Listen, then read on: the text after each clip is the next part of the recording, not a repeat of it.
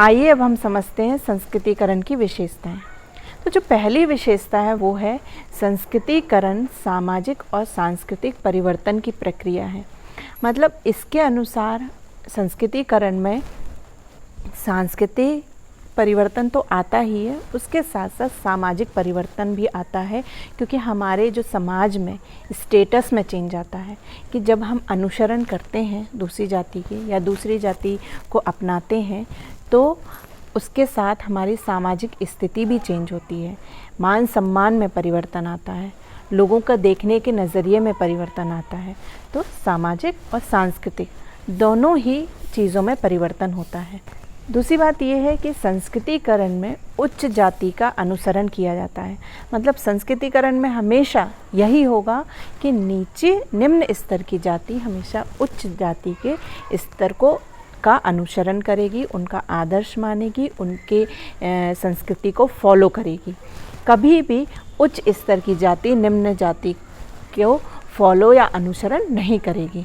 संस्कृतिकरण के द्वारा निम्न स्तर के या जो निम्न स्तर की जातियां होती हैं वो अपने परिस्थिति को ऊंचा उठाने का प्रयास करते हैं। परिस्थिति मतलब स्टेटस, जो उनका समाज में पहले स्टेटस होता है वो हमेशा यही प्रयास करते हैं कि हमारे स्टेटस में चेंजेस आए। जब वो दूसरी जाति को उच्च जाति की इस क्रियाकलापों को अपनाएंगे, उनके अनुसार गतिविधियां करेंगे तो उनके स्टेटस में चेंजेस होंगे। इसके साथ ही संस्कृतिकरण के द्वारा जो जीवन जीने के स्तर है उसमें परिवर्तन होता है और हमेशा विकास होता है, क्योंकि चूँकि हम ये पहले ही जान चुके हैं कि हमेशा वो अपने से ऊंचे लोगों को अनुसरण करते हैं या जाति का अनुसरण करते हैं, तो स्वाभाविक सी बात है कि उसमें हमेशा विकास होगा। विकास कैसे होगा?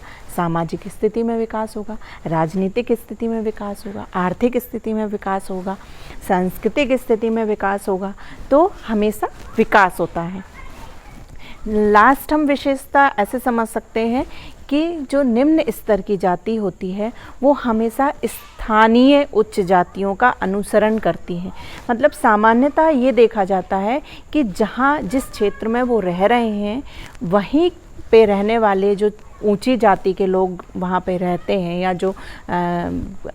जो गतिविधियाँ की जाती हैं उन्हीं का अनुसरण वो करते हैं। किसी और क्षेत्र में रहने वाले जाति का अनुसरण कर रहे हैं ऐसा कम देखने को मिलता है।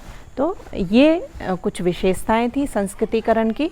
आशा करती हूँ आपको समझ में आया होगा। धन्यवाद।